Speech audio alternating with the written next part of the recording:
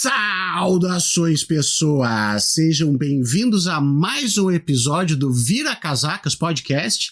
Meu nome é Felipe Abal e Gabriel Divan, você é o que você come. Eu ia perguntar, Felipe Abal, bom dia, boa tarde, boa manhã, boa madrugada para quem nos ouve. Eu ia perguntar, você tem fome de quê? Olha só, né? Todo temático, tudo brincadeirinha. Os caras estão atrás, isso aí, olha para um lado, toca para o outro, é assim que funciona. Muito bem, Gabriel Divan. Mais uma semana, mais um episódio, o tema tá muito legal, tomara que o pessoal curta, porque eu gostei pra caramba de ter gravado ele, gostei muito, assim, do papo. Estamos aí com uma amiga antiga aí que faz tempo que escuta e agora veio por lá de cá, né? Ela não vai precisar praticar aquela coisa de conversar com a gente, assim, né? Sem a gente ouvir, né? É uma coisa meio conversa com espíritos, né? Às vezes, né? O cara responde o William Bonner, dá boa noite para não sei quem, dá bom dia para Ana Maria, né? Saudações, pessoas, saudações, Felipe Abal, fala pro vazio. É o mínimo que eu espero que seja respondido, assim. Gabriel, falando em saudações, tu tem salves aí pra dar? Tenho salves, e olha só que loucura, mistério no ar, temos que desvendar isso aqui, atenção. Interessados que quiserem se pronunciar, se pronunciem, né? Quem quiser esclarecer, esclareça. Quem quiser levantar suas dúvidas, levante, porque somos seguidos e seguimos, assim como 81 outras pessoas, como é que se diz aqui? Mutuals, né? Enfim, sim. Lá no Blue Sky, por um perfil chamado, atenção, Podosfera BR. E aí está escrito assim na bio, perfil utilizado único e exclusivamente para fazer divulgação de novos episódios e programas de podcast utilizando a hashtag PodosferaBR. E aí faz propaganda lá de um monte de gente legal, tal, e volta e meia estão fazendo propaganda do Vira Casacas. E aí a pergunta, Felipe Abal e amigues, seria uma nova versão da nossa antiga Podosfera Twitter? Seria o nosso antigo amigo e colaborador, seria alguém nova que está tomando, né, aquela fantasia, está vestindo aquele uniforme como o fantasma que anda, né? Ou seria alguém que não sabe de nada disso e fez um perfil chamado Podosfera no Blue Sky? Que por muito tempo esteve no banner do Vira Casacas no Twitter. Pois é, no banner tinha uma caricatura do Carapanã, que o pessoal dizia que era o Mizanzuki. Aliás, nós vamos falar disso, né? De foto do Carapanã, enfim, deixa pra lá, né? Mas eu quero saber, então você aí, Podosfera do Blue Sky, você é uma nova podosfera? Você é alguém que, né, você é tipo o novo Robin, o Miles Morales? Você é outra pessoa encarnando a podosfera? Você é o quê? Who are you? Exato, é aí que eu queria chegar. Não, tô brincando, eu não queria chegar aí. Mas assim, lá pelas tantas, semana passada, no nosso magnífico programa ali com os rapazes do Holodeck, Regras do Jogo, né, o Patrô e o FHC, a Podosfera BR, Blue Sky Social falou assim, já ouviste hoje? Já ouviste, são poucas pessoas que fazem a conjugação ali, né, na segunda pessoa. Então é um indício aqui que pode ser investigado. Já ouviste hoje o programa de podcast do Vira Casacas? Aí menciona o nosso Vira Casacas Blue Sky, que tá bombando. Observação, Divan, eu quero meu beijo no próximo programa. Ouça no Spotify, Podosfera BR. Aí tá aqui a capa do episódio, tá o link pro nosso episódio. Bom, então, em primeiro lugar, beijo, né? Afinal de contas, beijo, copo d'água, né? Quem nega, né? Mas a questão é, queremos saber, né, esse mistério. Queremos ter, né, essa confirmação aí, porque há uma nova podosfera internetica recuperando e compartilhando coisas da podosfera. Ora, vejam. Excelente, Gabriel Divan. Vamos agora resolver este mistério. Mais algum salve? Não, mais nenhum. É que quando tu falou assim, vamos agora resolver esse mistério, parecia um tutorial de jogo. Assim, né? Cara, vamos mandar um salve aqui, conjunto, agradecendo a o Macaco Malandro, cara. Porra, grande Macaco Malandro, não conheço, mas lhe considero. Pra quem não tem nem ideia do que a gente tá falando ali, a galera do Desce a Letra sempre abre aquele espaço no final pra responder perguntinhas e coisa, e o Macaco Malandro Mandou lá, ô pessoal do Desce a Letra aqui, vocês têm que conhecer o Vira Casacas, está muito bom dessa semana, com o FHC, com o patrô, papapá, papapá, papapá. Então, cara, obrigado ali por ter, né, utilizado esse espaço para divulgar a palavra do Vira Casacas. Macaco malandro, seja de qual espécie você for, né, na árvore que você estiver, né, fazendo a malandragem que lhe é cabível, um grande abraço aqui. Então eu vou mandar um abraço adesivo, um abraço entre parênteses também aí, porque teve uma junção do bem nisso tudo, porque foi o patrocínio que esses dias estava dizendo que, porra, não tinha visto ainda o Ganjamin no Desce a Letra. E aí botou o link lá, né? E onde está o Ganjamin falando, a gente tem que escutar, porque, né? Sabe como é que é, né? É o cabeça de nós tudo, né? É o Haas Daniel, né? E aí o que acontece? O Ganja, por sua vez, respondeu dizendo, pô, que coincidência, eu estava ouvindo vocês no Vira Casacas agora há pouco. Então tá aí, cara. É um círculo vicioso do bem, cara. Ouve coisa boa, segue gente bacana, se liga em coisa legal, que é isso aí, cara. Tu vai ver que, né, os bons se encontram, os maus também, né? Então escolha a sua sala. Então, só pra gente finalizar, lembrando, se você gosta do Vira Casacas, do Aparte, do RT Comentado, de sei lá o que mais que a gente faz aí, até do Pontinho que tá sumido, que desaparece, mas vai aparecer, eu tenho fé. Né? Aqui, ó, os astros dizem que nessa semana agora que está sendo lançado o episódio, ele vai aparecer. Cogite apoiar a gente, né? Dá SRT, comenta, espalha a palavra. Cara, eu achei muito massa mesmo, assim, ter gente dizendo, ô, pessoal, ouve Vira Casacas aí. Putz, isso é um apoio fantástico, assim, pra gente. Mas também, se puder, cogite apoiar a gente lá no apoia.se/viracasacas ou na orelo.cc. R$5 por mês, né, Gabriel? Ficamos nos R$5. Dá pra ser 10, dá pra ser 20, dá pra ser 10 mil, mas assim, R$5 ajuda muito, muito, muito. Espalhar a palavra, recomendar pros amigos, encher o saco dos outros podcasts, vale tudo. Mas R$5 a gente precisa, tanto nós, como podcasts amigos da gente, como, por exemplo, projetos como o da nossa convidada, você pode apoiar e você vai estar ajudando quem realmente precisa e quem faz coisa bacana. Então, considere apoiar o Vira Casacas. Vira Casacas é seu amigo aí de longa data, de toda semana, com todos os conteúdos e tudo que você gosta, é na quarta, é na sexta-feira, então, R$5 por mês. R$5 por mês. E além de tudo, olha só, né? Você vai concorrer nos nossos sorteios mensais. Agora, semana passada, então, foi o livro Milicianos, né, Gabriel Divan, é isso?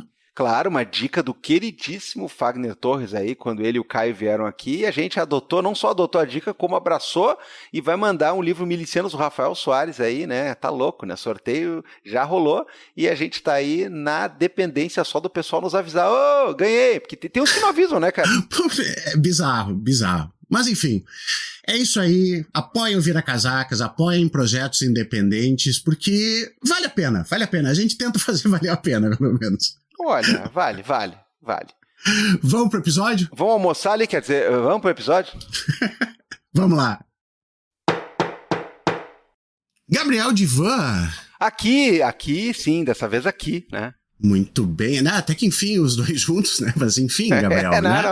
Não acontece foi mais demitido. Nunca. Não, tá louco, né? Eu fui na Justiça do Trabalho, né? Que, como todo mundo sabe, só serve para o empregado e eu consegui minha readmissão. Então. Isso aí. Não dá para mandar o Gabriel embora. Ele tem estabilidade do Vira Casacas. Gabriel, nós estamos nesta semana novamente com amigos. A gente só chama amizades. Amizade. Amizade. Não, isso aqui é um podcast que é a marmelada, né? Porque a gente não chama, por exemplo, nenhum fascista, nenhum defensor de terra plana, ninguém que é contra, né, medicamentos, nem nada do tipo, para fazer o contraponto, né? Então é isso aí. Tem algumas coisas do nosso passado que condenam, mas deixa assim, tá? O que importa é que hoje estamos com Flávia Schioquet, ela vai dizer que eu falei errado porque eu falei errado mesmo. Flávia, o nomezinho, hein? Bem-vinda ao Vira Casacas, Flávia. Obrigada. Caramba, é muito doido ouvir vocês conversando e saber que eu tenho que falar também nesse episódio, que eu sou ouvinte há muito, muito tempo, então eu tô bem feliz de estar aqui. Obrigada. A gente é que agradece, né? A gente que agradece a tua presença, Flávia. E temos um assunto que tu mesmo chamou a nossa atenção, assim, galera, isso aqui é bacana, hein? Mas antes de qualquer coisa, por favor, então, dá aquela apresentadinha até, né? Diz assim, de onde é que você vem, o que faz, por que você foi convidada para ouvir a Casacas, Flávia? E mais importante, né? Cita pelo menos 3 possibilidades de pronúncia do teu sobrenome. Isso. Bom, meu nome é Flávia Schiocket, eu pronuncio desse jeito há um tempo já. Na minha cidade natal, que é Jaraguá do Sul, as pessoas falam choquete. E durante a faculdade, enfim, a pronúncia que as pessoas mais testam é Xioxê ou Xioque, depende. Eu atendo todas as pronúncias, tá? A pessoa começou a falar o x, eu já sei que sou eu, já levanto, já me, né? Então, assim, não tem problema, pode falar do jeito que vocês quiserem. Eu sou jornalista, eu cubro gastronomia há mais de 10 anos, eu acho que tá fazendo 15, mas eu prefiro falar mais de 10 anos que é mais preciso ainda. Mas nos últimos tempos, né, principalmente desde a pandemia, eu tenho me dedicado mais a falar sobre políticas públicas, sobre alimentação, enfim, um panorama um pouco mais geral, né, porque a gastronomia ela é um pedacinho do que é a alimentação, né. E é isso, eu escrevi uma reportagem que saiu na semana passada pelo Joio e o Trigo, com uma microbolsa de reportagem pela Cátedra Josué de Castro e pela agência Bore, sobre carne cultivada. E aí eu vi que o Divan já tinha curtido e dado um RT ali. Aí eu pensei, bom, eu não vou... Eu vou levar um não de verdade, se for para levar um não. Vou perguntar se eles não acham que vale um vira, porque eu acho que é um tema que tem muito a ver com coisas que vocês já discutiram aqui, né, em outros episódios. Eu preciso explicar mais alguma coisa? Vocês querem saber mais alguma coisa de minha formação? Acho que não, né? Signo cor preferida, uma viagem dos sonhos e aroma de sabonete. Não. Batedor de pênalti canhoto, sim ou não? Meu Deus. Tá, é o seguinte, eu preciso confessar uma coisa aqui, ou melhor, eu não vou confessar nada, né, porque confessa quem é culpado ou quem quer se livrar de alguma culpa, né, eu preciso fazer uma fofoca aqui, esse é o termo mais exato, né. Tá. A primeira interação com a Flávia pelas empresas Vira Casacas foi há muitos anos atrás, onde ela tentou uma cartada, assim, muito, muito espertinha, assim, né, Abal, ela disse assim, ó, seguinte, se vocês puderem, assim, eu queria só ver uma foto do Carapanã. Tá. Coisa simples. Eu já fiz isso com ele. Não, mas aí, claro, depois de um tempo, a galera se conhece e tal, daí aí ele mandou, né, tal, mas a primeira foi assim, ó, olha só, eu e a fulana temos muita curiosidade, né, eu queria ver o Carapanã, claro, daí eu mandei uma foto do Carapanã, mandei uma foto de Jesus Cristo. Ai, um beijo, Marina Fabre, minha amiga, que estava comigo nessa empreitada. E, cara, é isso que dá. A gente ouve tanto vocês, fica tanto tempo, cria uma intimidade, né? Eu não tenho a menor vergonha de ser ridícula, assim. Eu sou ridícula com muita frequência. Então, fiz isso aí mesmo, tô nem aí. Aliás, a tenteada é livre, agora, livre. Assim, agora deixa eu só dar um verniz aqui para não fazer uma injustiça, né? Porque eu falei assim, eu e a outra lá, né, não sei o quê, eu não lembrava que era a Marina, que também é nosso ouvinte, né, que também tá muito... Ah, é claro que era ela, óbvio, tudo faz sentido, né? Então um beijo para ela também, né? Mas antes de começar a bateria aqui de perguntas muito incisivas e comprometedoras, não, tô brincando, antes de começar a nossa conversa e pra gente entender um pouco do trabalho da Flávia, principalmente desse trabalho mais recente, eu queria aproveitar para fazer também um jabá inserido aqui no nosso Vira Casacas, porque, Flávia, a gente sabe que quem é de baixo se ajuda, e a Flávia também vai poder falar também dos seus projetos, né, de tudo que ela coloca aí, porque ela também está nesse nosso barco aí, de certa forma, de quem trabalha de forma independente, trazendo um conteúdo legal, sem grandes patrocínios. Tu foi a Dubai patrocinada quantas vezes nos últimos 2 anos, Flávia Minha, só para lembrar? 0 vezes. 0, Nunca também. fui a Dubai. Exatamente, que nem nós. Então, só queria dizer que eu me sinto honrado e obrigado a também fazer essa inserção aqui para falar para vocês que Apoiem o jornalismo investigativo sobre alimentação, saúde e poder do joio e o trigo. É maravilhoso, né? O trabalho deles é sensacional. O podcast, para quem gosta, o Prato Cheio, é uma das coisas mais incríveis. Eu faço propaganda adoidado. Quando alguém vem me falar sobre questões atinentes a isso, eu já saco da manga, assim, ó. Já escutou? Eu sou o chato, né? Do joio e do trigo e do nosso querido Prato Cheio. Então, muito legal e óbvio, né? Em se tratando de uma querida amiga, que eu sei que tem um trabalho de qualidade, e em se tratando de um trabalho associado com essa galera, eu não podia deixar de compartilhar, de prestigiar e de tentar fazer mais pessoas conhecerem. Aí a Flávia, assim como pediu um dia a foto do Carapanã, né? E lá pelas tantas levou, né? Sabe como é que é, né? Ela veio assim, olha, daria pra gente conversar sobre esse negócio aqui. E nós pensamos, é claro que daria. E é por isso que ela está aqui, entre outras coisas. Que tal? Em bastidores, só pra você que apoia o Viracast. Não, brincando. É pra você que tá ouvindo, pra qualquer um. Eu queria dizer uma coisa só ainda sobre o assunto Carapanã. Primeiro, um beijo, Carapanã. Queria que você estivesse aqui.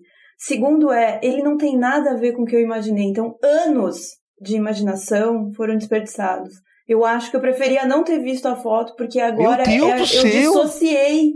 É só isso que eu queria falar. Não, mentira, eu adorei ver a foto. Não, só um pouquinho. Isso parece, assim, uma coisa, olha, ficou meio complicado isso aí, né? Porque tu tá dizendo assim, foi um desperdício, coitado do Carapanã. Não, mas é por isso exatamente que a gente prefere manter em segredo algumas coisas, porque, né, sempre é melhor a nossa imaginação correr, coloca ali uma cara, assiste Fallout, vê lá quem que tu acha que é mais parecido com ele, não pela era voz. Melhor, não, é só porque não combinou com o personagem que eu passei anos construindo, então, só isso. Não leve o personagem pra cama. Já diria Lulu Santos. Tá, vai, Felipe, vai, senão não pode falar. Gabriel, o Vira Casacas é o podcast, né, em formato mesa de bar, mas a gente lê as coisas e a gente se prepara um pouquinho para conversar, para não fazer nenhuma colocação muito burra para as pessoas. Então é claro que eu peguei e me debrucei na leitura do artigo, então escrito pela Flávia, né, a respeito da carne cultivada. E Flávia, tem 3 coisas que me chamaram a atenção, mas eu acho que a gente pode começar pelo princípio, que na verdade não é tocado assim muito no artigo em si, mas eu acho que é um bom ponto da gente começar. Uhum. Que é a questão do jeito que a gente produz a carne hoje, né? Que essa carne chega na nossa mesa, porque isso tem muito a ver com a necessidade ou com essa busca pela carne cultivada. Qual é que é o problema da nossa carne hoje? Da nossa carne, ficou ótimo. A primeira coisa é que a produção intensiva de carne, de commodity, de alimentos, assim, que são um padrão, elas são um problema porque elas exaurem, né, a terra, elas consomem muitos recursos e elas são feitas de uma maneira que degrada o solo, diminui fauna, diminui flora, tem impactos ambientais e sociais também, né, socioambientais, muito grande. Então, quando a gente vê pessoal defendendo agricultura orgânica, permacultura, enfim, tem um outro termo que eu não estou lembrando agora, é porque a escala é menor e o impacto dessas coisas, né, tudo tem uma dinâmica que é um pouco mais saudável, tanto para as pessoas envolvidas naquilo, quanto para o solo, que é uma questão que, né, é a base ali, ele tem que estar sempre saudável, e é uma questão de abastecimento local. Quando a gente está falando de agronegócio, de monocultura, de pecuária intensiva, extensiva, enfim, que acaba impactando muito aquele lugar, e é um lugar que não é pontual, né? Geralmente são grandes extensões de terra, a gente também está falando de menos disponibilidade de terra para outras atividades, né? E principalmente para a agricultura familiar, para pequenos agricultores. Então, o problema da carne é que tem uma demanda crescente para um planeta que está crescendo, que vai realmente chegar num ponto ainda mais crítico do que o que a gente já tem. Isso vai consumir grandes volumes de água, isso vai degradar solo, isso vai aumentar conflito rural, agrário, por terra, água, enfim, por recursos naturais. E é isso, assim, tem que ter um olhar mais estrutural para resolver isso. Quando startups, ou enfim, quando pensamentos muito disruptivos querem transformar essa realidade, eu acho que vem um pouquinho de um pensamento mágico, assim, uma maneira de resolver que não resolve de verdade, ela repagina uma coisa que não vai mudar, né? Então, por exemplo, você produzir, ao invés de gado no pasto ou gado confinado, você produzir num bioreator, tudo bem, talvez a extensão de terra para a carne seja menor. E a gente depois entra no pedacinho aí que por que não é exatamente tão possível assim no momento.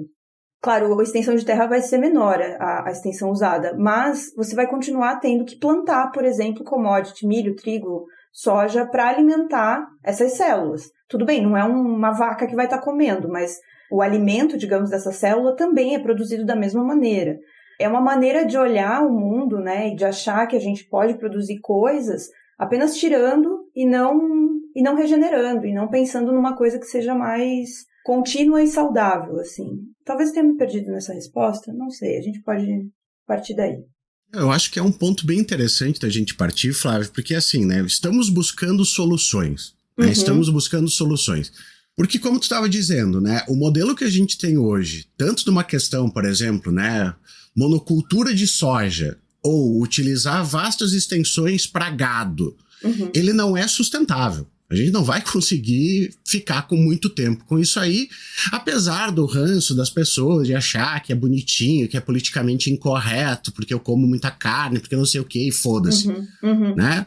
Ok, bacana, sei lá, tu lançou ali uma pros teus, mas não é assim que a gente vai conseguir funcionar, porque tem muita gente. Todo mundo quer comer, todo mundo tem que comer. A gente, inclusive, defende que as pessoas comam aqui nesse podcast.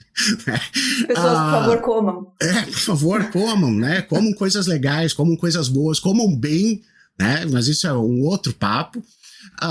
Agora, surgem essas soluções mágicas, como tu tá falando ali, e a gente também tem que ver porque os caras vão vender essa solução, vão dizer que isso aqui é o futuro, que vai acontecer, e me parece também, e já lanço pro Divan, que daí ele pode engatar nessa aí, né, Divan? Mas assim, ó, essa solução mágica, me parece que ela vem com uma carga ideológica muito forte, que é essa crença que existem essas pessoas super inteligentes, super hábeis e que vão permitir que eu consiga fazer tudo na minha vida como sempre fiz sem ter que me preocupar, né? Eu vou terceirizar para eles e vou utilizar então, né? Não vou me preocupar com nada, com a minha própria responsabilidade, com o que a gente pode fazer, etc. O que tu acha, Ivan? Olha, eu acho que o pensamento startupeiro, né, nessa linha é um dos alvos de maiores críticas pela gente aqui, não só nos últimos tempos, mas especialmente nos últimos tempos. E quando isso atinge a questão do alimento, quando isso atinge a questão de como é que a gente vai não só trabalhar nessas questões como se fossem simplesmente commodities ou coisa parecida, mas como se a gente não estivesse preocupado com todo um entorno e toda uma linha e absolutamente, né, o ambiente em todos os sentidos que isso possa ter, é uma coisa muito preocupante. Mas, Felipe, quando tu falou que ia um pouco para antes, né, antes da gente falar desse último trabalho específico da Flávia, eu achei que tu ia para ainda um pouco mais antes, né? Então, a gente nessa volta aqui de aquecimento, aqui de alongamento das panturrilhas aqui, eu queria perguntar para ela também sobre uma questão que me é bastante interessante, né? E de certa forma me é chamativa também. Tá uma febre de pessoas, né? E a Flávia se identifica como jornalista que há mais de 10 anos escreve sobre gastronomia. É uma febre de pessoas aí que simplesmente fazem de relatos e fazem de experiências, né? Essa palavra é ótima, a experiência gastronômica, né? Uma fonte tanto de renda em sentido de produção, né? De alimentos ou de estabelecimentos, como também nessa questão de comentários. E aí tem do jornalismo profissional, do jornalismo mais mainstream possível, até a pessoa que acaba se sustentando enquanto, entre aspas, food, né? Fazendo coisas para rede social e conteúdo e tudo mais. Nessa linha toda, como é que fica essa questão? Porque tu escolheu, Flávia, né, a parte, né, da gastronomia que parece, não só essa, claro, tu escolheu várias, mas quando trabalha com esses assuntos, tu escolhe uma parte que é basicamente uma guerrilha, né? Depois a gente vai falar um pouquinho, né, do próprio material que tu produz, mas tu faz bastante ênfase nessa questão de política, de cozinhar ser ato político, da gente ter que lidar com essas coisas e dar importância para esses temas. Então, eu acho que esse trabalho é só uma ponta do iceberg que sai, né? Um tipo de coroação de um projeto muito legal, de uma coisa que tu vem fazendo há um bom tempo, que é chamar atenção para esse lado também. Tá barbada o cara ir lá e comentar restaurantes e querer permuta, né? Assim como tá não tão barbada, mas a gente só publica o que dá certo, né? O cara chegar em casa e se meter a dizer que entende do assunto e vou flambar aqui um negócio. Agora, fazer esse tipo de coisa, né, envolve uma espécie de hard news, né? Ou bad news, ou sad news da gastronomia, né? Eu sempre não, né? Porque, enfim, quando a gente começa cru de qualquer maneira, né? Vai tateando vários espaços, assim. Mas quando eu falo que eu sou jornalista de gastronomia, a maior parte das pessoas acham que o que eu faço, ou o que eu fiz a minha vida toda foi ser crítica de gastronomia. Isso é uma confusão muito comum, assim. Inclusive entre outras pessoas da comunicação, assim, é meio mitológico, né, esse papel do crítico, assim. Eu nunca fui crítica de gastronomia, não tenho estofo para ser crítica de gastronomia, não tenho dinheiro para comer tanto assim fora e ter um repertório para poder julgar as coisas. Mas eu tenho, sim, cursos de análise sensorial, então eu sei dizer por que uma coisa se ela tá boa ou tá ruim dentro de determinados parâmetros, né?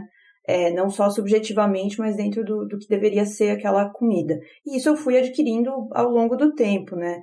O que eu fiz a maior parte da minha vida, né, como jornalista de gastronomia, foi escrever sobre restaurante, apresentar restaurante, explicar como funciona, escrever perfil de cozinheiro, escrever sobre cadeia produtiva de um determinado ingrediente, por alguma questão, por exemplo, sei lá, o ingrediente tal é patrimônio imaterial de não sei o quê, sei lá, a rapadura de não sei aonde, sabe? Então, contar essas histórias que contextualizam culturalmente a comida. Na gastronomia do oba-oba, de TikTok, de Instagram, de influencer, a gente vê muito essa apresentação de restaurante mediada por uns critérios assim de o que é mais surpreendente, diferentão, o que enche mais os olhos, né? Que é mais instagramável no sentido visual, estético ali. É muito uma maneira de estar tentando toda hora seduzir, né, para um universo que parece que está te prometendo uma coisa nova. E não provando algo e dizendo, sei lá, a marmita desse lugar é boa, o PF desse lugar é bom, o restaurante X serve um menu degustação que vale a pena, sei lá, alguma coisa que realmente vai te apresentar os critérios e explicar por que é bom ou ruim. Eu, obviamente, não sirvo para fazer isso, porque eu tenho um cringe, assim, eu me dá vergonha, sabe, de ficar vendo esse tipo de coisa, falando, olha essa portinha, não sei o quê, porque que é mentira, entendeu? Isso é mentira. Eu escrevi sobre lugares que, tá bom, eram novos, a gente tinha que fazer um serviço pro leitor ali, tal lugar abriu, é assim que ele funciona, isso é o que tem no cardápio, o preço é tanto, serve tantas pessoas, essa técnica aqui desse prato vale a pena prestar atenção, porque ela é feita desse jeito, esse ingrediente não sei da onde. Enfim, você traz um contexto, né? É diferente de você dizer, esse lugar é muito legal, abriu agora. Ou esse lugar está escondido aqui há não sei quantos anos e você não conhecia. São coisas diferentes. E tem propostas diferentes, né? E aí, quando eu escrevia sobre cadeia de produção, quando eu escrevia sobre ingredientes, eu tentava também fazer perguntas, enfim, entrevistar pessoas que não fossem só os técnicos, entre muitas aspas, da cozinha, que seriam os chefes, os cozinheiros, né? Então, tentava trazer um sociólogo, tentava trazer um historiador, eu continuo fazendo isso. E tentava trazer dados, né? Sei lá, se eu vou falar da produção de erva mate, por exemplo, eu quero contextualizar meu leitor explicando qual que é o volume de produção disso, onde que está a produção que tem maior valor agregado, enfim, sempre tentando trazer uma informação que não seja puramente subjetiva de alguma maneira, sabe?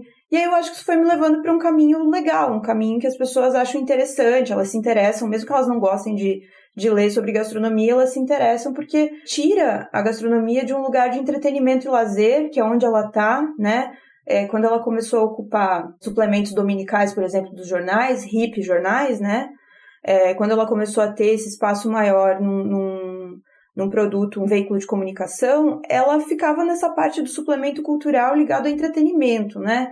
O que você vai comer, onde que você vai comer, por que você tem que fazer esse prato aqui, e deixava outras questões de fora. Então, na Fogo Baixo, que é o meu projeto solo, desde 2021, eu sempre tento trazer um ensaio, ou uma reportagem, ou alguma coisa assim que pegue a gastronomia ou a cultura alimentar, a culinária, né, essa cozinha do dia a dia, e coloque ela sob uma análise social, cultural e política, porque a gente não está reproduzindo certas coisas no vácuo, né?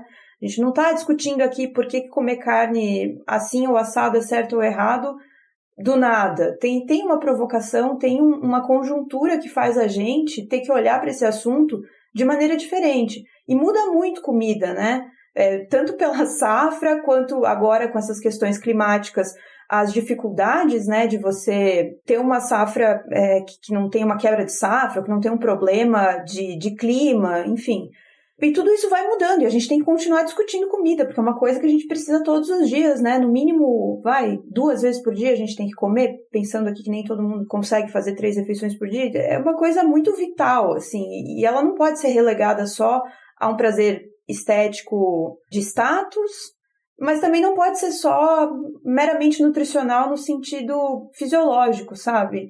Eu gosto de falar do que essa comida significa, por que ela é feita assim, por que a gente continua fazendo as coisas do jeito que a gente faz. Então, por que a gente continua criando gado desse jeito? Porque o dinheiro manda, porque a gente tem uma questão fundiária que não foi resolvida nesse país. N motivos, assim, N causas, né, podem ser discutidas dentro desse assunto. Eu derivei demais já. Não, mas tá ótimo, Flávia. O meu perfil predileto no TikTok de comida, ele se chama Baixa Gastronomia, e o cara só vai em boteco de Belo Horizonte, assim, pra mostrar as coisas, e eu acho fantástico. Mas voltando, né, ao nosso tema aqui do teu artigo, Flávia. Vamos explicar pro pessoal qual é a dessa carne cultivada, porque assim, ó, no teu artigo tem vários termos técnicos, tem vários equipamentos que são utilizados, procedimentos, técnicas envolvidos, o que me traduz simplesmente o seguinte: não é fácil, não é um negócio tão simples assim de fazer. Eu fiquei pensando enquanto eu escrevia que aquela expressão em inglês, it's not rocket science, nesse caso aqui é o contrário, é ciência de foguete, sim, é uma parada bem mais complexa do que criar gado de uma maneira, entre muitas aspas, assim, eficiente, né? Primeiro, conceituar aqui o que seria a carne cultivada, ela está dentro de um guarda-chuva maior que chama proteínas alternativas. As proteínas alternativas abarcam não só essa carne cultivada, que eu já explico como que é esse processo, mas também as proteínas vegetais, que a gente vê agora aos montes, né, nos supermercados, é uma coisa que já está bem assentada, digamos, no nosso cotidiano. Então, comer aí um hambúrguer de proteína de ervilha, de proteína de soja, enfim, coisas que são feitas em indústria, né? Não esse hambúrguer de grão de bico que você faz na sua casa. Isso aí é uma proteína de origem vegetal, mas não entra em proteínas alternativas da maneira que eu estou falando aqui. A gente está falando de produção industrial e de moléculas muito pequenas transformadas numa coisa que imita uma textura ou que traz uma aparência muito diferente do que a gente consegue fazer em casa. Bom, em linhas gerais, assim, é um ultraprocessado, né? O ultraprocessado é esse produto, digamos, que a gente não consegue reproduzir em casa da mesma maneira. Então, além das proteínas vegetais, a gente tem as proteínas de origem fúngica, né? Que aí os fungos é outra família, outra coisa. Então, você vai ter também os hambúrguer de cogumelo, almôndega de cogumelo, enfim, de outros tipos de fungo também. Cogumelo não é um fungo, é o tipo da frutificação, eu sei, biólogos. E aí tem também a questão dos insetos, que é uma coisa que eu acho uma discussão. Muita gente fala, porque é o futuro, é o futuro. Cara, o futuro é cultura, entendeu? O que se come hoje? O que se come hoje é o que vai se tentar comer sempre. Então, assim, não vejo a questão da proteína de inseto como algo que a gente tem que inserir na nossa alimentação. A indústria, eventualmente, provavelmente vai enfiar farinha de grilo no lugar da proteína de soja em alguma coisa que você já come que tem proteína de soja, entendeu? Talvez em algum momento isso chegue aqui. Não é o caso, não acho que a gente tem que discutir isso nesse momento. E as carnes cultivadas. Então, as carnes cultivadas seriam uma extração de célula. Vamos falar aqui muscular, mas isso vale para célula de gordura, célula de tecido conjuntivo, célula óssea e todos os outros tipos de célula que vão ter aí. Me perdoem todos os biólogos, todos os engenheiros de bioprocessos, blá blá. Eu vou usar termos muito leigos mesmo, porque eu acho que essa é a função da comunicação, né? A gente explicar de um jeito mais simples. Essas células, elas podem ser retiradas por biópsia, por exemplo, de um animal, podem ser retiradas de um embrião como um ovo que foi fertilizado, né? Essas células, elas são cultivadas em laboratório, numa escala, então, muito pequena, inicialmente, para que elas se reproduzam. E quando elas chegam a um determinado volume, elas precisam ir para um bioreator, ou seja, um grande tanque em que elas podem tomar mais espaço, né? E se reproduzir, então, em volumes maiores.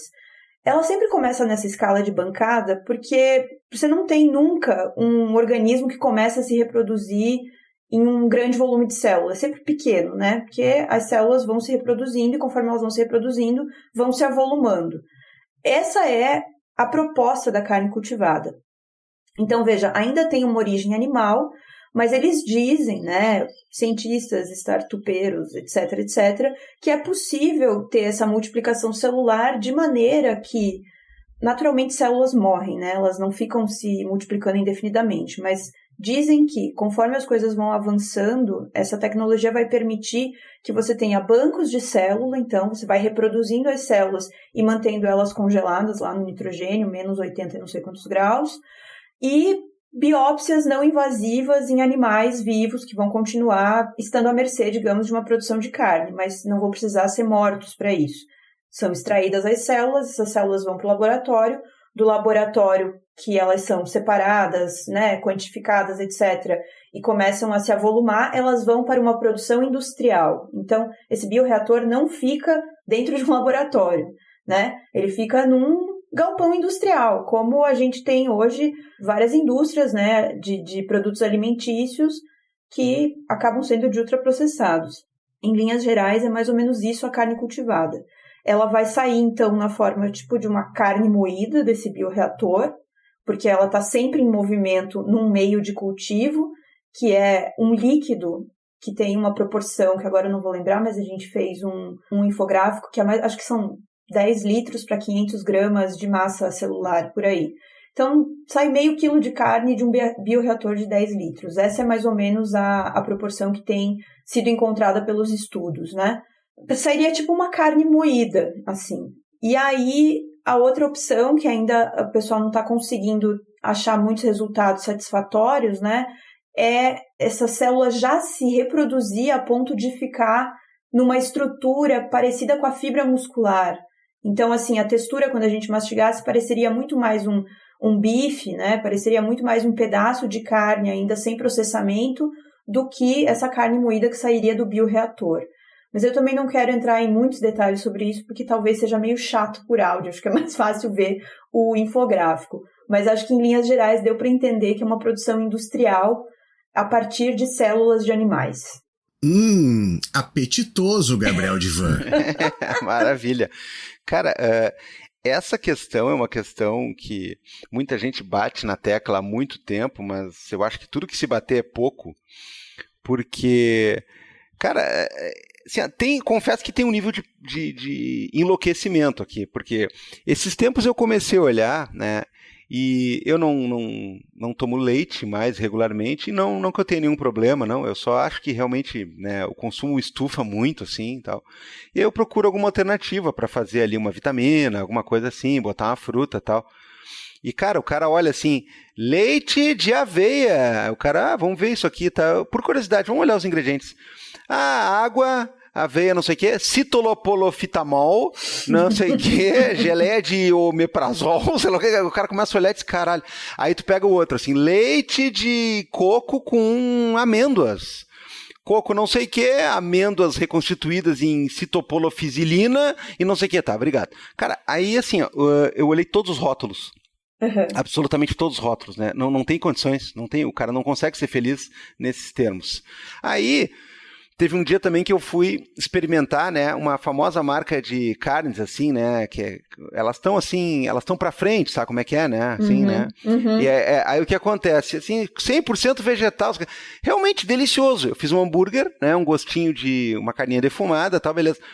Só que aí, cara, é só tu pensar 2,5 segundos que tu diz assim, cara, eu tô comendo uma coisa que é igual carne, tem textura de carne, tem gosto de carne, tem cheiro de carne, tem, né, aquela, a textura, tem, o cara mastiga com uma sensação de que tá mastigando carne, mas não é. E não só, não é como a Flávia falou, né? Não é a questão do cara fazer algo de grão de bico ou de ervilha, sei lá. Não, é uma coisa que vem de uma indústria, tu não sabe o que é, tu não sabe exatamente o que, tu vai olhar os ingredientes ali, tu desmaia, né?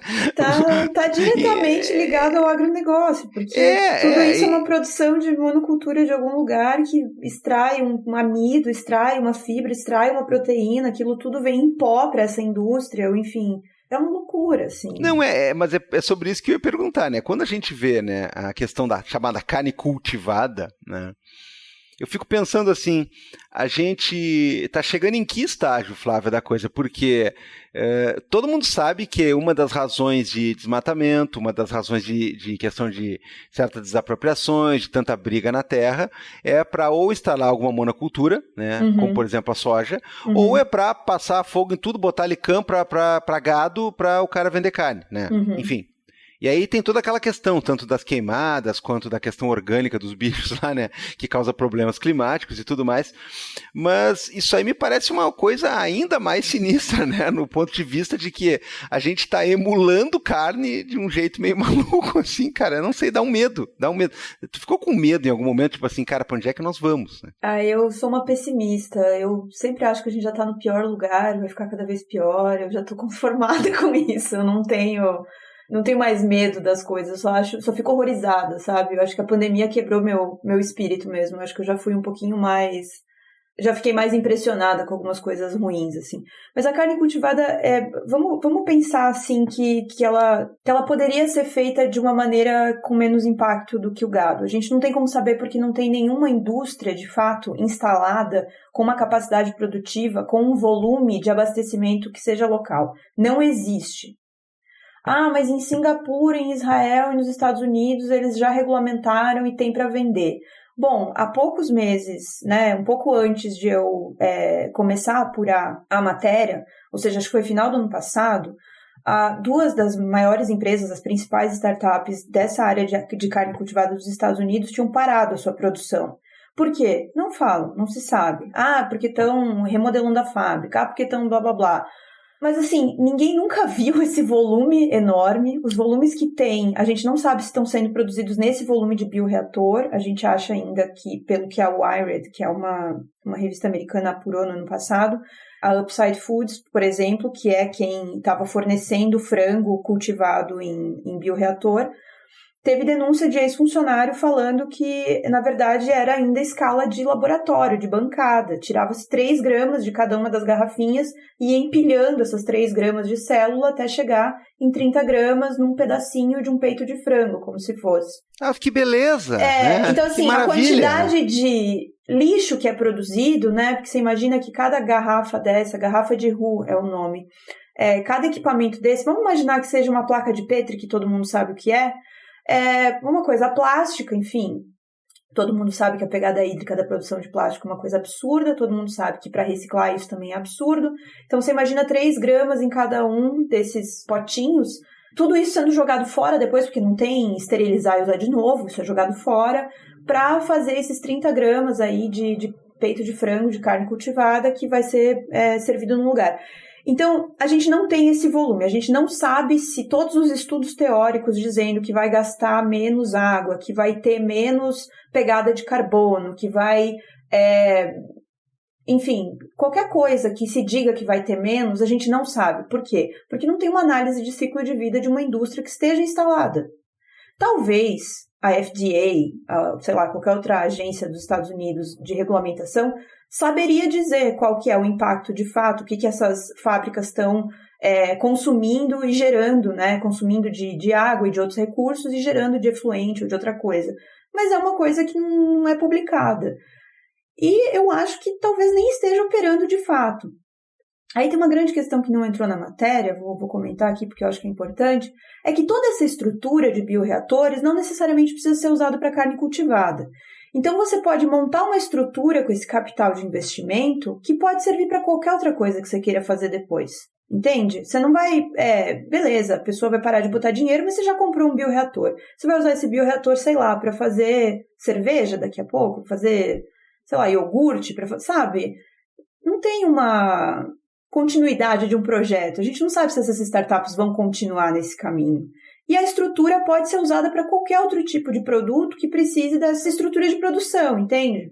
E aí, assim, não tenho medo, porque eu acho que no fim das contas a coisa está num período muito inicial, e se ela realmente acontecer, a ponto de a gente ter uma regulamentação no Brasil e uma produção, ela vai virar um produto na gôndola.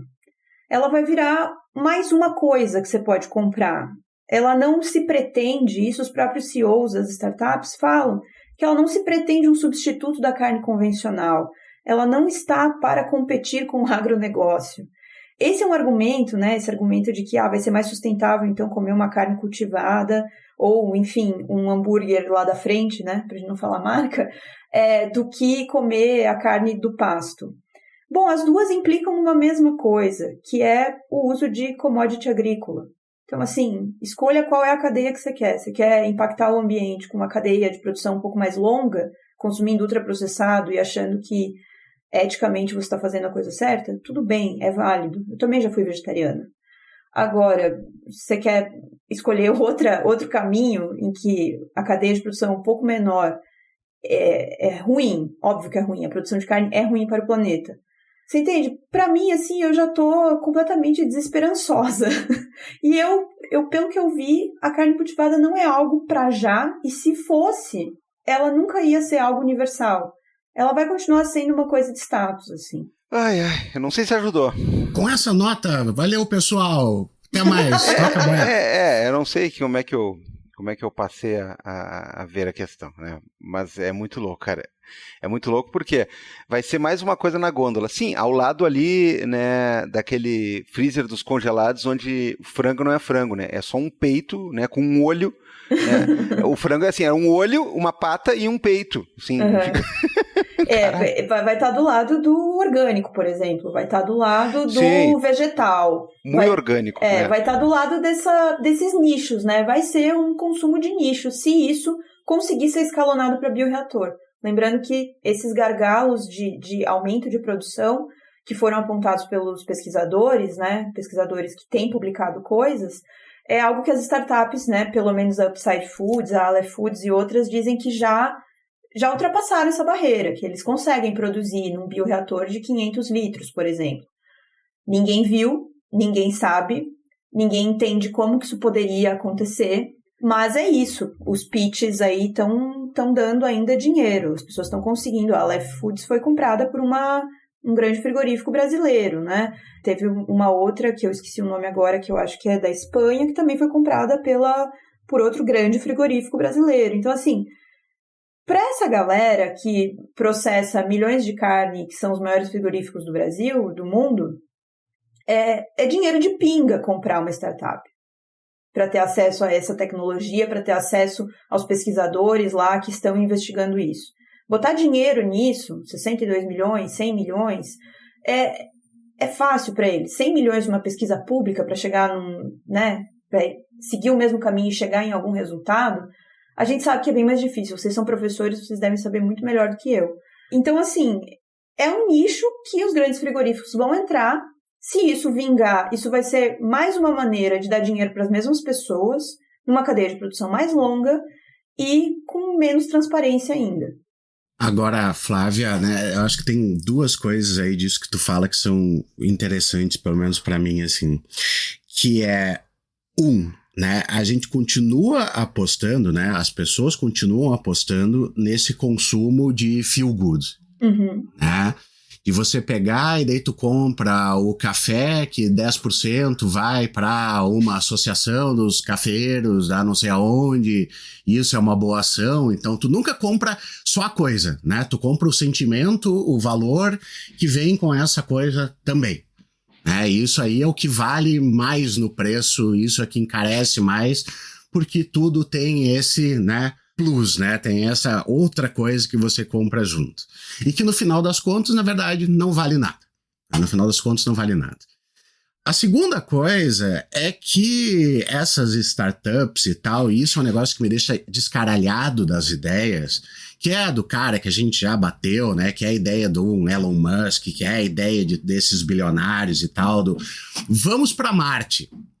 Vamos para Marte. Então, ao invés de tu tentar resolver os problemas que existem aqui e que ainda são solucionáveis, ainda são, não é muito tempo que a gente tem, mas ainda dá, o cara já tá pensando em abandonar tudo e fazer esse outro negócio. Então, assim, eu não vou resolver os problemas do agronegócio, eu não vou resolver o problema da monocultura, não vou resolver nada disso. Eu vou pegar e vou apostar na carne do futuro. Que mané carne do futuro se a gente pode fazer alguma coisa ainda para resolver isso, né? Isso me deixa descaralhado das ideias, assim. E pior, né? Com as pessoas apostando nisso aí, de novo. Diz assim, não, eu não preciso mudar meus hábitos, ou eu não preciso ver da onde que eu compro, o que eu tô consumindo, porque esse startupeiro vai resolver para mim. Então, daqui a 10 anos, porque tudo é médio prazo, né, Flávio? Daqui a pouquinho já tá surgindo, daqui a pouquinho já tá aí, e daí eu vou poder comprar essa coisa, me sentir bem, e tá feito. Isso me deixa puto.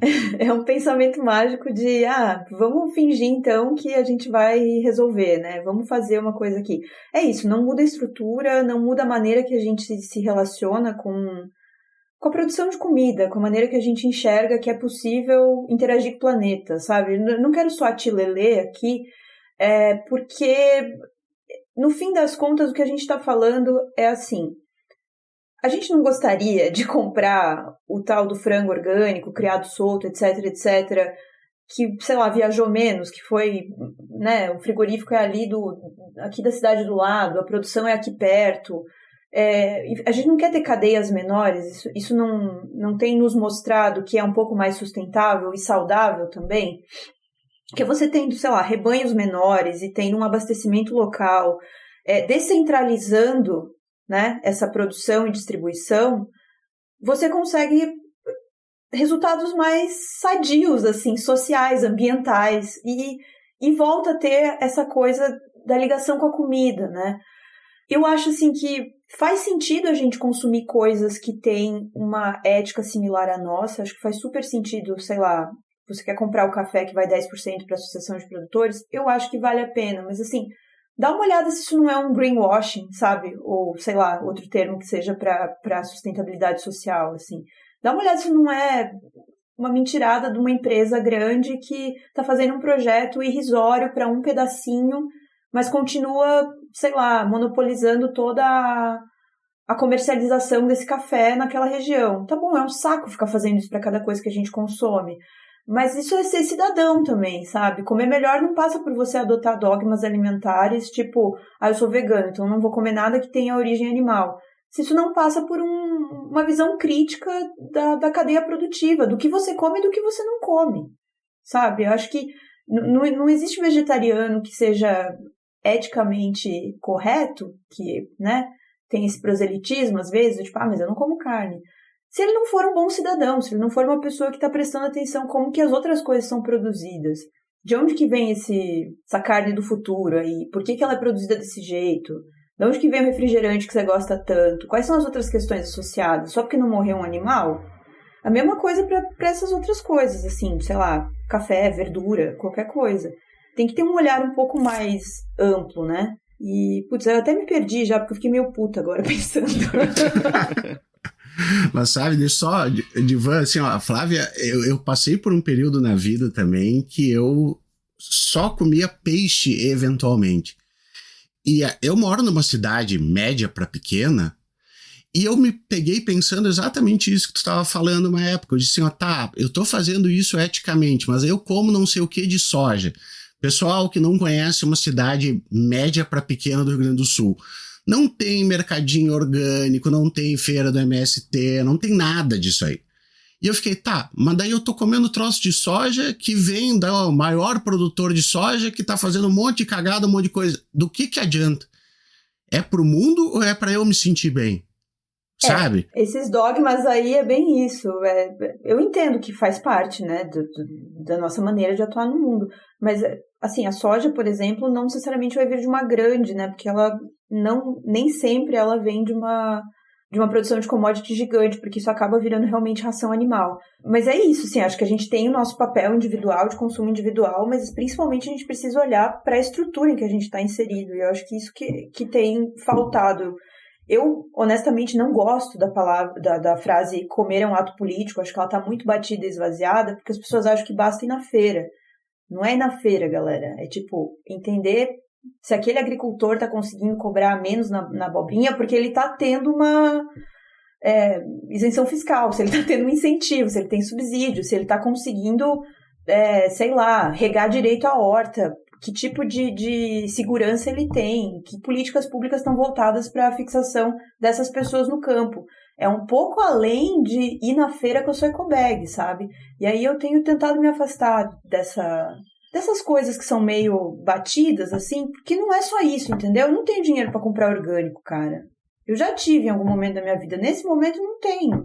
Eu compro no mercado mesmo.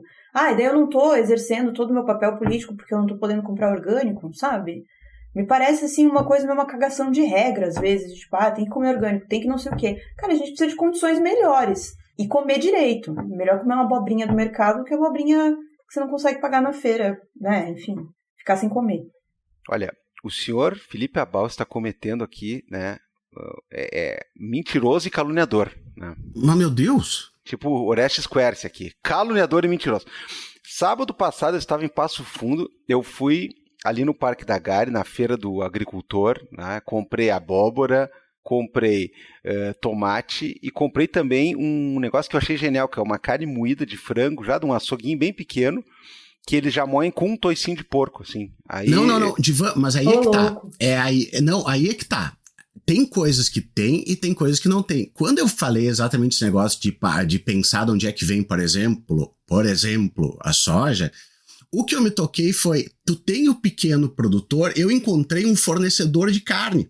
De um cara que cria a vaquinha dele e uma vez por mês, sei lá, mata a vaca e daí tu compra absolutamente tudo dela.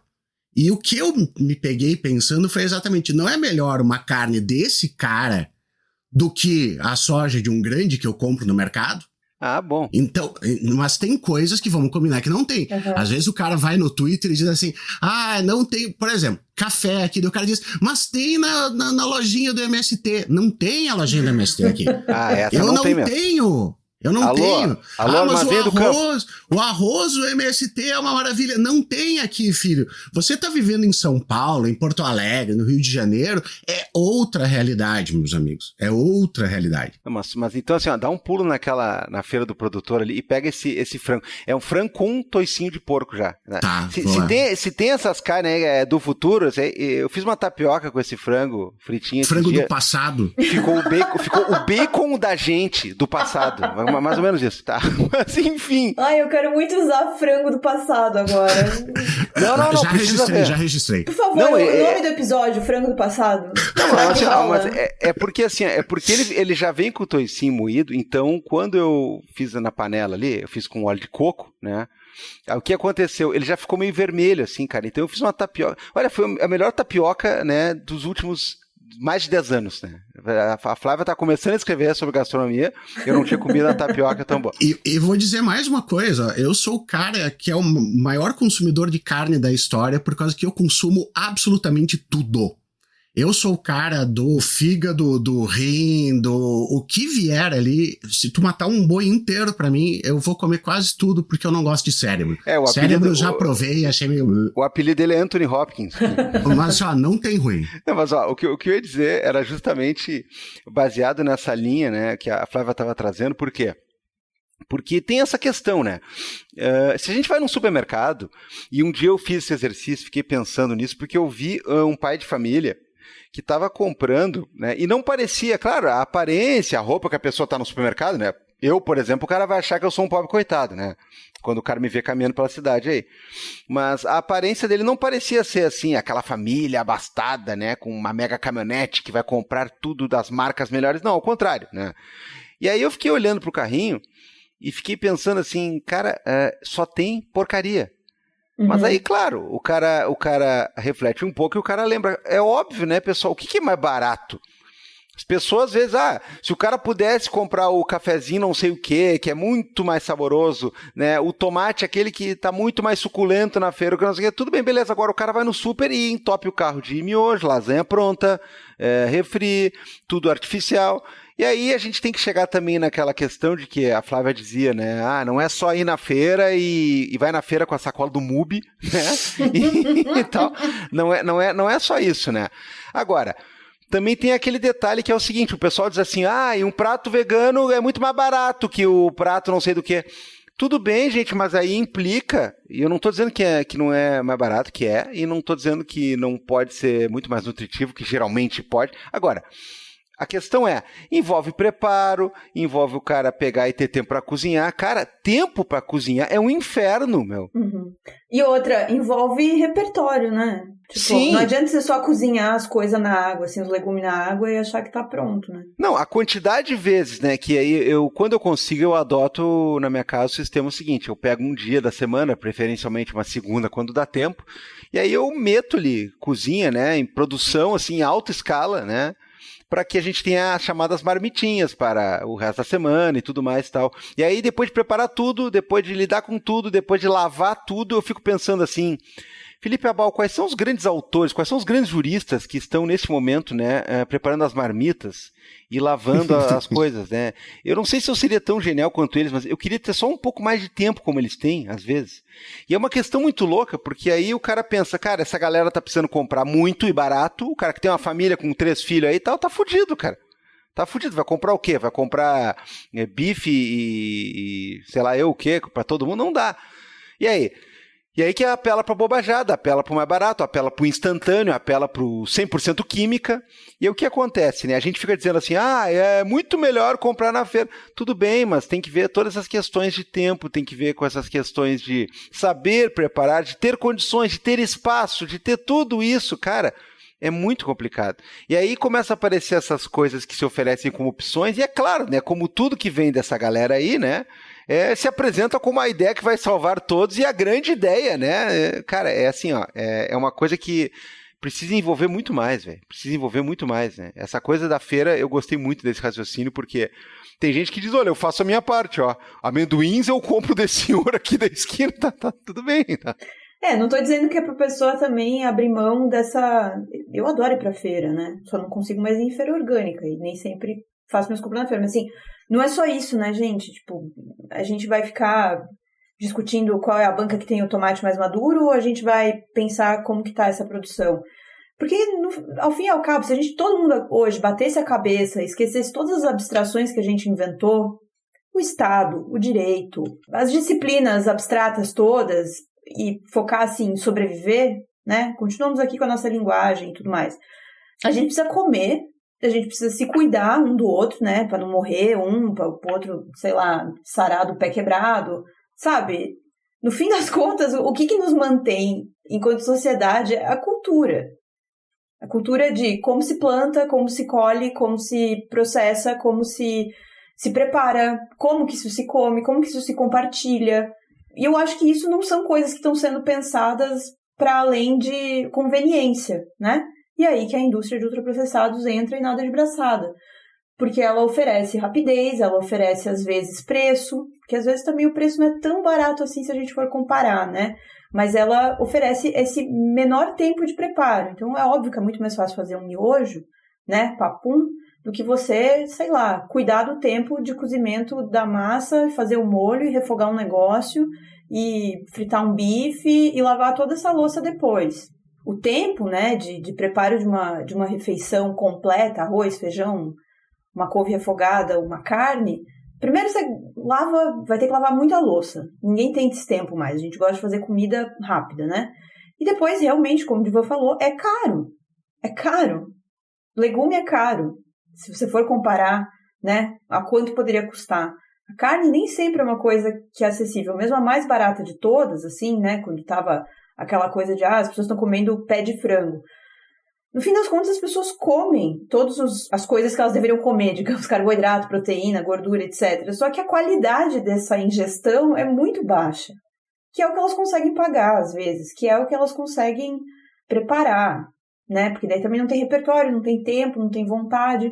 Muita gente não gosta de cozinhar, eu acho que tudo bem não gostar de cozinhar. O problema é não entender que essa comida está sendo produzida de uma maneira... Não dá nem para chamar de comida algumas coisas, né? Esses produtos estão sendo feitos de uma maneira que não é... Cara, não é aceitável, sabe? Que a gente permita que venda-se produtos que são tão nocivos, sabe? De alguma maneira. E assim, tô falando isso abraçando a contradição, porque eu obviamente adoro batatinha chips. Eu gosto de comer, sei lá, um miojo de vez em quando. São coisas que fazem parte da minha formação enquanto ser humano. Eu comi isso na infância. Uma época com menos informação nutricional e etc. A gente entendia menos essas coisas. Então é óbvio, tem uma memória afetiva, tem uma outra coisa. Minha relação com esses produtos é diferente, mas isso não deveria tá sendo ofertado dessa maneira, sabe? E por isso que eu acho que a carne cultivada não vai entrar nessa, porque ela nunca vai chegar a ser tão fácil quanto fazer uma batatinha chips, entende? Uma coisa assim, um salgadinho, não consigo pensar agora, um refrigerante talvez também, que é uma coisa assim que é simples e pouco complexa. Eu acho que a gente, né, as pessoas que ficariam assustadas com, sei lá, carne cultivada. A carne cultivada me assusta menos do que a proteína vegetal da carne do futuro, sabe? Agora, Flávia, a outra coisa que me chamou muito a atenção no teu artigo é o seguinte, né? A questão exatamente envolvendo financiamento público de pesquisas e aquilo que tu coloca do pessoal formado em universidade pública ou até que tenha realizado pesquisa dentro de universidade pública e recebeu os parcos recursos que existem para depois formar suas startups, assim. Isso eu achei bem sintomático de outras coisas. Excelente. Essa para mim é o grande problema. Não é assim, a carne cultivada vai estragar toda a nossa cultura alimentar. Não. A carne cultivada vai consumir recursos financeiros porque ela é vista como uma promessa. E aí, nisso aí, até escrevo isso, né, que é uma faca de dois gumes, porque ao mesmo tempo em que a pesquisa pública precisa estar a par do que está sendo desenvolvido para dizer o que é uma evidência científica, né? O que de fato aquilo funciona ou não para validar e gerar informação para a sociedade, ela também podia, né, ser melhor aplicada em outras coisas. Nesse momento que a gente está vendo ali, tem esse gráfico na matéria, um declínio, né, de investimento de capital de risco em startup de carne cultivada. Ao mesmo tempo, 2021 foi o auge desse investimento de capital de risco. E mesmo em 2021, aí a gente começa a ter maior investimento também de capital público e investimento privado, como, por exemplo, o JBS e BRF comprando startups, né? Isso não é um investimento de capital de risco, é um investimento de capital privado. Vai aumentando, então, incentivo público e investimento de capital privado numa coisa que o investimento de risco já está abandonando esse barco, porque sabe que o retorno não vai ser tão rápido, sabe que essa promessa de em 3 anos nós vamos ter hambúrguer de carne cultivada no supermercado. Só que esse aceleramento que o capital de risco proporciona para um setor é uma maneira, obviamente, dessas pessoas todas fazerem dinheiro e essa loucura toda. Para mim, essa é a grande loucura. O capital financeiro, para mim, é a maior loucura que a gente tem atualmente. Se a gente batesse a cabeça, né, e esquecesse todas as nossas abstrações, essa seria a parte muito boa de perder, eu acho. Mas isso é só a minha opinião. E aí, quando você tem, então, uma entrada de capital público, né, de investimento público, como, por exemplo, bolsas de estudo, equipamento para laboratório, essas pessoas que estão se formando nesses lugares, estudando e pesquisando como cultivo de célula animal em laboratório e reprodução disso industrialmente, são as pessoas que vão ser muito bem pagas pela indústria de setor de capital privado e startups, enfim. Mas todo o conhecimento dela construído foi público. E onde que está o resultado dessas pesquisas públicas? Às vezes são um pouco inconclusivas de alguma maneira. E como que a gente vai saber se foi de fato inconclusivo ou se não foi muito bem detalhado porque não teve muito avanço ou se essa pessoa não está publicando o que ela encontrou? Justamente para ela usar isso como um trunfo para um pitch de investidor. Então, assim, ao mesmo tempo que a pesquisa pública tem que existir para dizer isso aqui funciona, isso aqui não funciona, isso aqui é possível, isso aqui não é possível, a pesquisa pública também está formando futuros startupeiros e mão de obra de uma maneira muito barata, essa formação de mão de obra, para essas indústrias que, como eu disse, são as gigantes do mercado. Não tem ninguém ali dizendo, essa startup aqui vai quebrar com todos os frigoríficos e a gente vai mudar completamente a cara do agronegócio e o futuro é carne cultivada e não vamos mais ter pecuária intensiva, extensiva, enfim, gado confinado ou gado no pasto, vai ser tudo por bioreator. Não, sabe? A gente sabe que isso não é possível e a gente sabe que se isso acontecesse, o dinheiro ia estar indo para as mesmas pessoas, a relação com a terra e como a gente produz comida continua igual. Muda esse intermediário, digamos, né? Muda essa forma de disponibilizar o produto. Peraí, a senhora está querendo me dizer, então, que existem algumas dessas startups aí que ficam vendendo fumaça por anos e anos e anos até... Tá, eu não sabia que isso era possível, porque eu achava que os caras tinham comprometimento, né? Aquela coisa, né? Tu já viu isso em algum lugar aí, Felipe? Em algum livro, em alguma série? Não, nada. Tu já fez algum RT comentado por um acaso? Por acaso, assim. Né? Quer dizer que o cara fica prometendo um monte de coisa lá e no final pegou subsídio da onde, Felipe Abal? Não, é a velha história, né, cara? Como é que pode, assim, se repetir e depois ainda vem com a aura da genialidade de tudo isso aí. É impressionante. Foi o que eu disse, eles conseguem, então, equipar um grande galpão industrial, por exemplo, com dinheiro de capital de risco, e aí, sei lá, nada impede que daqui a 3, 4 anos eles pivotem, para usar o termo, né? E usem essa estrutura para uma outra coisa, que vai ter uma outra função. Assim, ilegal não é, mas é um pouco imoral a gente pensar que a gente acaba alimentando esses discursos, né? Porque a gente quer acreditar que tem uma solução mágica para melhorar nossa produção de alimentos. Complicado, Gabriel Divan. Tem alguma última pergunta ali para a gente fazer? A pergunta é justamente... na verdade, assim, eu acho que a pergunta que eu teria, ela já foi respondida, né? Porque eu nunca passei por esse momento, tá? O Felipe já, uma vez, a Flávia acabou de dizer que já foi vegetariana também, mas eu já mudei muito o meu discurso, assim, porque eu sempre falo na minha vida que eu gosto muito, sim, de ironia, né? Eu gosto muito de sarcasmo, eu gosto desse tipo de humor. E em algum momento eu achei que era muito legal, né? O cara ser assim e escrever dessa maneira e reagir a coisas, né? Politicamente dessa maneira. Aí eu fui percebendo que, na real, assim, chega num limite muito perigoso que tu não sabe se tu tá parecido com um idiota ou se tu tá sendo um, né? E aí tu tem que recuar, né? Então esse era um discurso que eu tinha, né, em relação a certas questões e hábitos alimentares, né, e aí depois eu fui percebendo, não, cara, né, não precisa querer catequizar ninguém, doutrinar ninguém, mas é preciso pensar e repensar e é preciso ser autocrítico também nesses termos, né. Agora, é interessante falar esse negócio do consumo de nicho, né, Flávia, porque, por um lado, a proposta agora é essa, mas assim... A gente sabe como é a velocidade das coisas no nosso atual capitalismo, a gente sabe como é que é a nossa atual economia, a gente sabe quais são, no sentido da economia, também no lado humano, né, quais são aquelas volatilidades de interesse que daqui a pouco um lobby pesado, daqui a pouco um investimento que vem forte. A gente está falando não de pequenas pessoas bolando estratégias para ter mais acesso à comida no futuro. A gente está falando de dinheiro que é de pesquisa financeira publicamente por um lado, com dinheiro de puta mega empresa de outro, para tentar daqui a pouco adquirir, né, todo royalty, toda coisa. E daqui a pouco um lobby desse, com uma oferta dessa, com uma demanda dessa, com 3 ou 4 pessoinhas, né, que vão no Instagram dizendo, oi gente, acabou, né, cara? Acabou. Eu queria falar sobre isso. Sobre essa insistência, né, que acaba alterando de fato um comportamento geral. Quando a gente fala de cultura alimentar, né, quando a gente fala de cultura e tradição, a gente está falando de repetições, sejam essas ações inventadas ou simplesmente repetidas sem ser tão arbitrário assim.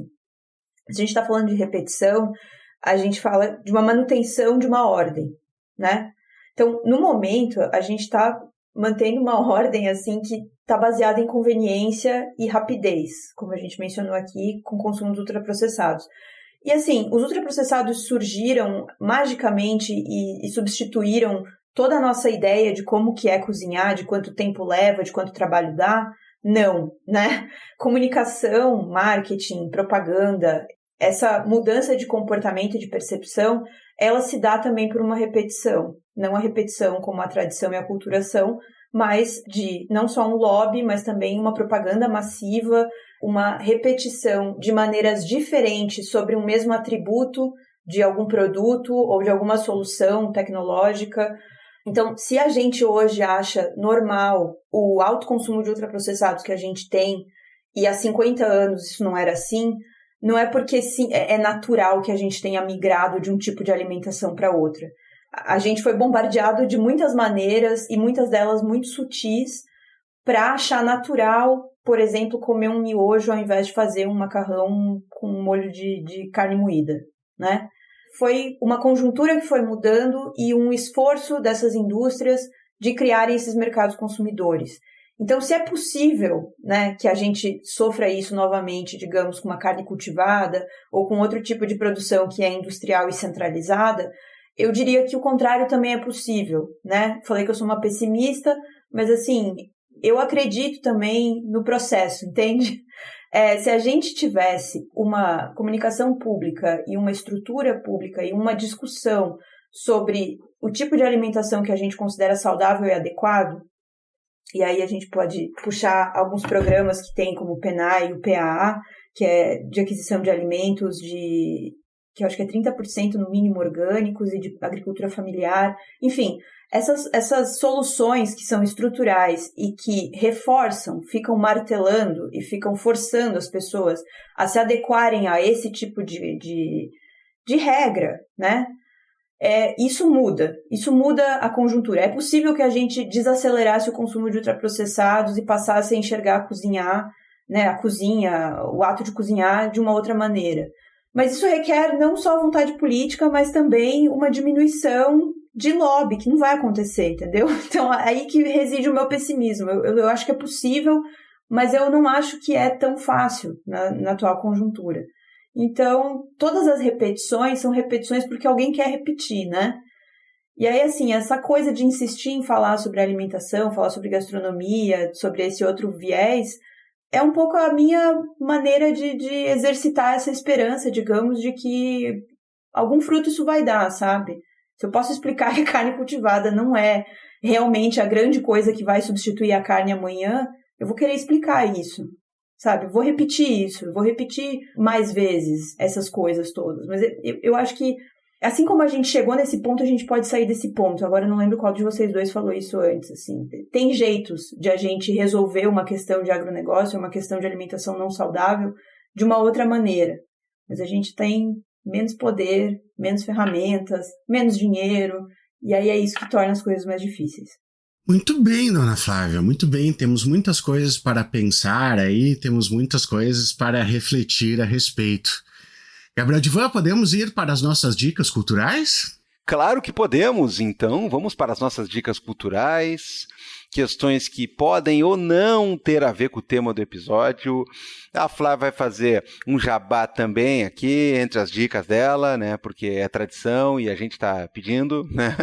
Enfim, as dicas culturais são um oferecimento de artesão, pizza de verdade, com ingredientes de verdade, feitas por pessoas de verdade, para você comer coisa de alto gabarito, como se fosse num restaurante chiquérrimo, mas no lugar mais chiquérrimo de todos, que é a sua casa. Que tal, Felipe Aval? Mas que maravilha. Tá bonito? O artesão tá nas redes sociais, principalmente lá das fotos, e se você é de Porto Alegre, região metropolitana, ou de Criciúma, você pode pedir o artesão.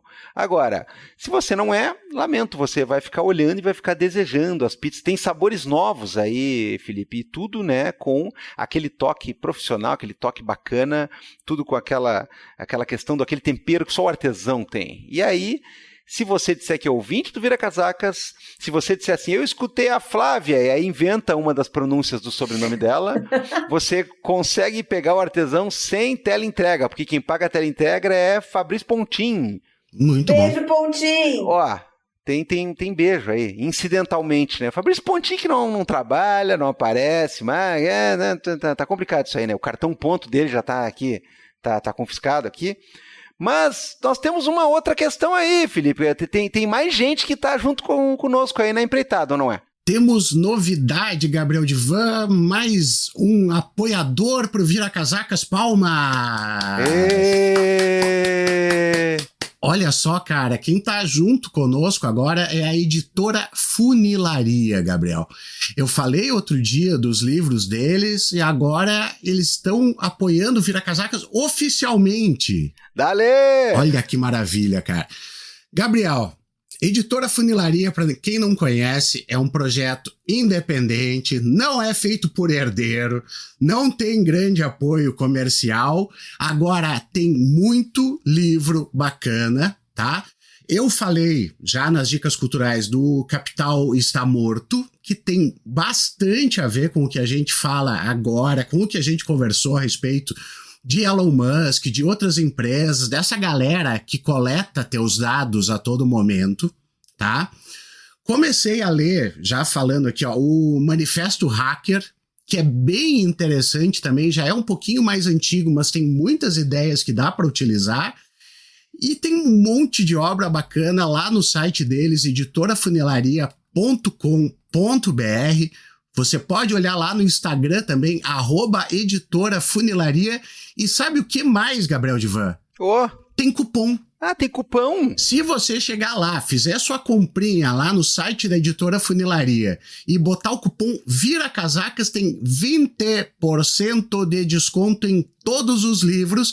Claro, desde que não tenha outro cupom aplicado. Mas vai lá, usa o cupom VIRACASACAS, 20% de desconto, cara. E a gente ainda vai falar muito mais sobre as coisas da Editora Funilaria. Olha aí que beleza, então algumas das coisas que tem como dica cultural aqui agora você consegue com cupom e você consegue aqui na parceria que vai pintar aí com anúncios, com coisa boa, com coisa nova, legal, a Editora Funilaria tá com a gente, muito obrigado, muito prazer, né? Bom, vamos começar então as nossas dicas culturais, eu vou me permitir começar aqui porque eu tenho uma dica muito rapidinha. Eu queria falar muito mais, né? Porque eu queria tecer toda uma tese, Felipe e Flávia, a respeito do Sr. David Daltmachian, né?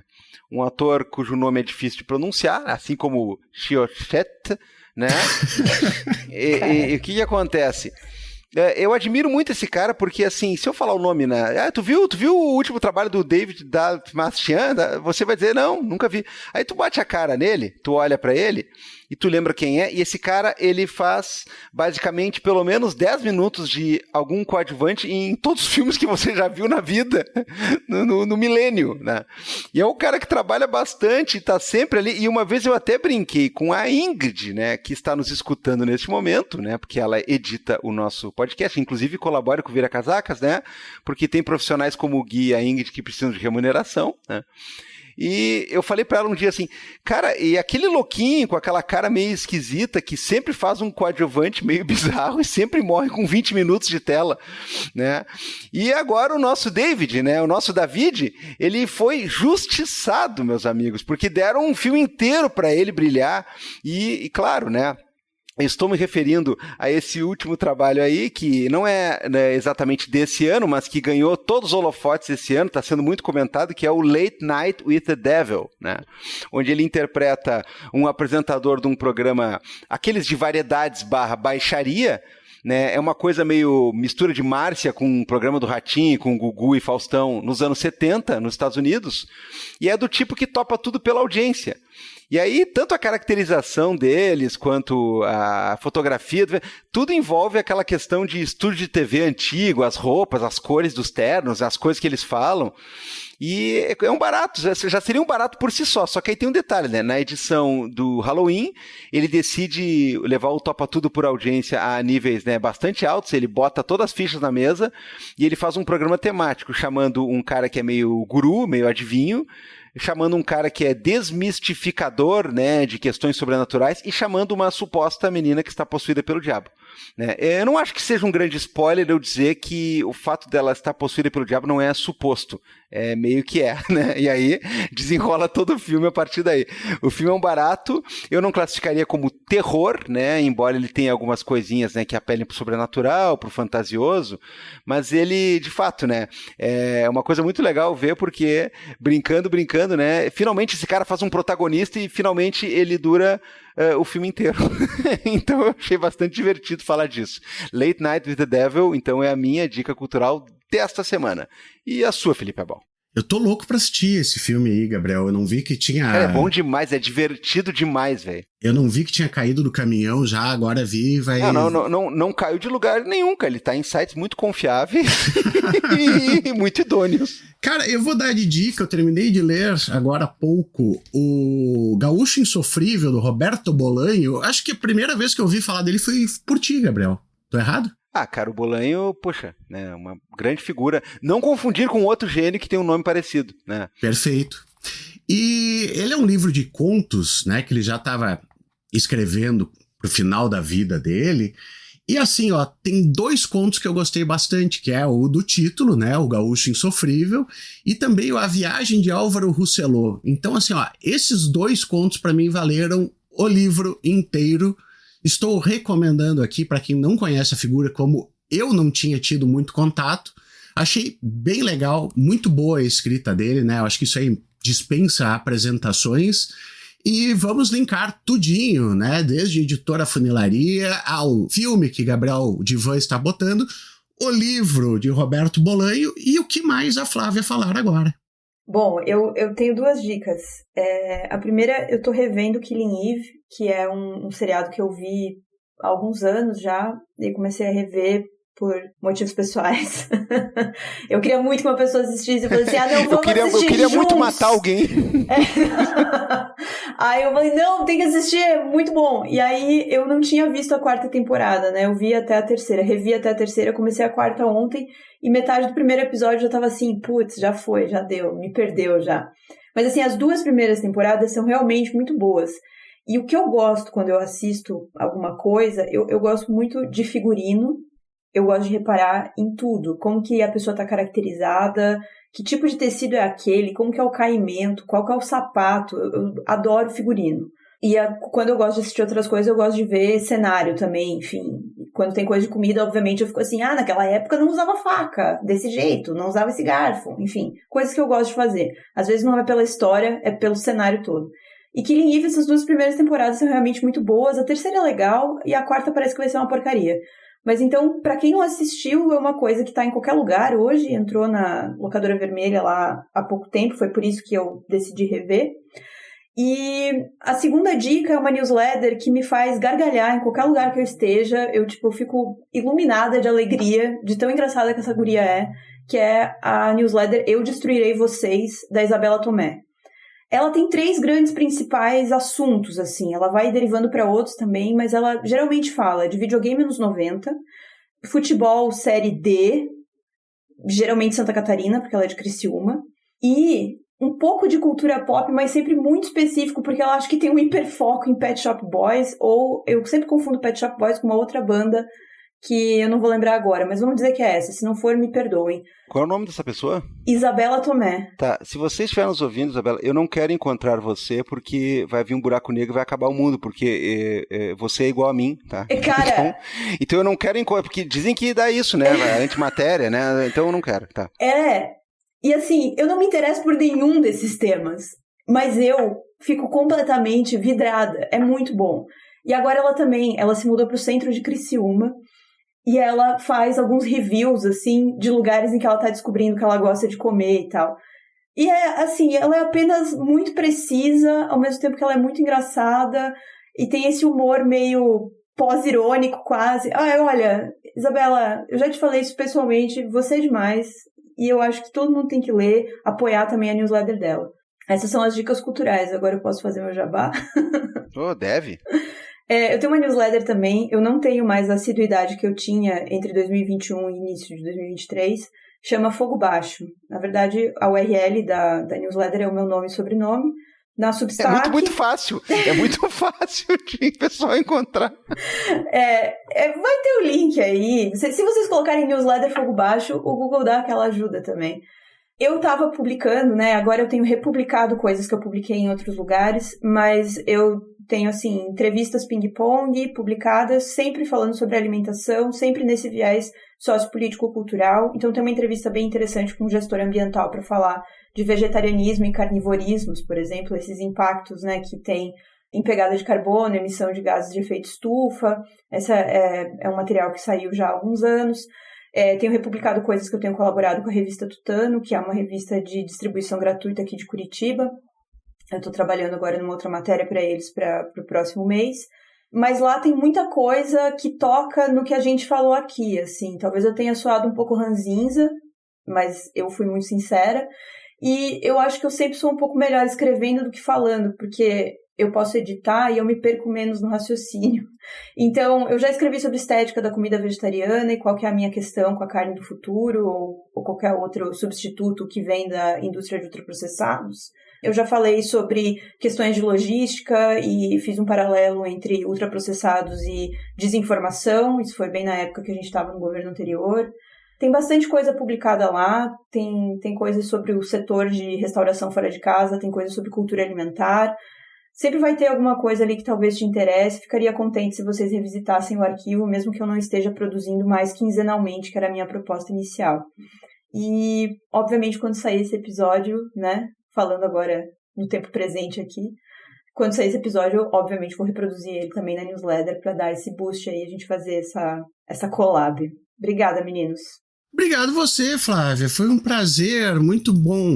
Agora vamos ver a repercussão da nossa conversa e o Gabriel vai chamar o Berrante. Porque nós vamos ouvir o Berrante e, quem sabe, uma propaganda de Bitcoin. Quem sabe uma propaganda da carne do... Não, tô brincando. Nossa. Nestlé. Nossa. Nestlé! Cuida das suas crianças! A gente nem entrou nessa, né, cara? Não. Foi alvo... Esse foi o primeiro RT, não foi? Foi o segundo. O primeiro foi do QI. É verdade, né? Foi o segundo, cara, foi muito bom aquilo.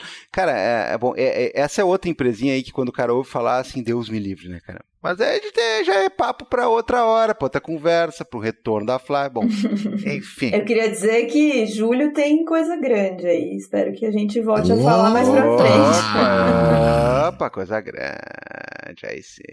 Tá, chega de bobagem. Vamos lá, quem tem que ir embora? O pessoal já ouviu que chega, tchau, muito obrigado, tchau, prejudicada, e a questão é o seguinte, ó, o Rei do Baião, ele tá encostado ainda no INSS, tá?